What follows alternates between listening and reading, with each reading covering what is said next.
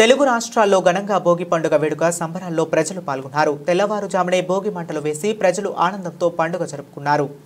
ప్రకాశం జిల్లా మార్కాపురం పట్టణంలో సంక్రాంతి పండుగ పురస్కరించుకుని మొదటి రోజు భోగి సందర్భంగా పట్టణంలోని పలు వీధుల్లో తెల్లవారుజామున భోగి మంటలు వేసి భోగ భాగ్యాలు కలగాలని పట్టణ ప్రజలు దేవుణ్ణి ప్రార్థించారు. భోగి పండుగ అనున్నది ఆంధ్రులు జరుపుకునే ఒక ముఖ్యమైన పండుగ. 3 రోజుల సంక్రాంతి పండుగలో మొదటి రోజు భోగి అంటారు. తెల్లవారుజామున భోగి మంటల వద్ద చలి కాచుకున్న చిన్న పెద్దలు భోగి మంటల సెగతో కాచుకున్న వేడి నీటితో లేదా మామూలు నీటితో తలస్నానం చేసి కొత్త బట్టలు ధరిస్తారు. ఆవు నెయ్యి, పిడకలు, రావి, మామిడి, మేడి చెట్టు బెరడులను కలిపి కాల్చడం వలన వచ్చే పొగలో గాలిలో కలిసి శక్తివంతంగా మారుతుంది. ఆ గాలి పీల్చడం వలన శరీరంలో 70,000 నాడుల్లో ప్రవేశించి శరీరం శుభ్రమవుతుంది.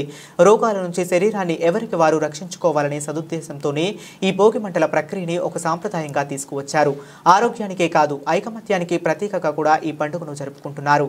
భోగి పండుగ రోజు పిల్లలపై భోగి పళ్ళు పోసి ఆశీర్వదిస్తారు. అందుచేత ఈ పళ్ళను భోగి పళ్ళు అంటారు. భోగి పళ్ళు ఆశీర్వదనాన్ని శ్రీమన్నారాయణుడి ఆశీస్సులుగా భావిస్తారు. భోగి పండుగ పురస్కరించుకుని పట్టణంలోని పలు వీధుల్లో భోగి మంటలు ఏర్పాటు చేసి మహిళలు, చిన్నారులు కుటుంబ సభ్యులతో ఆనందంగా చలిమంటలు కాచుకున్నారు. అనంతరం మహిళలు భోగి మంటల ముందు నృత్యాలు చేస్తూ భోగి పండుగను ఘనంగా నిర్వహించుకున్నారు.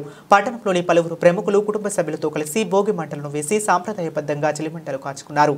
ఎటు చూసినా చిన్న పెద్ద తేడా లేకుండా తారతమ్యం లేకుండా కోలాటం మరియు సాంస్కృతిక నృత్యాలు చేసి అందరినీ అలరింపజేశాయి. మార్కాపురం మాజీ శాసనసభ్యులు గిద్దలూరి YCP in charge KP Nagarjuna Reddy కుటుంబ సభ్యులతో పాటు భోగి మంటలను వెలిగించి అందరికీ మంచి జరగాలని కోరుకుంటూ భోగి మంటలు వెలిగించారు. అదేవిధంగా పట్టణంలోని వ్యాపారవేత్త వెన్న పొలిరెడ్డి కుటుంబ సభ్యులు భోగి మంటలను వెలిగించి భోగ భాగ్యాలు కలగాలని అందరూ బాగుండాలని కోరుకున్నారు. పట్టణంలోని పలువురు ప్రముఖులు భోగి మంటలను వేసి చిన్న పెద్ద అందరూ పట్టణంలో బాగుండాలని కోరుకుంటూ భోగి మంటలను వెలిగించారు.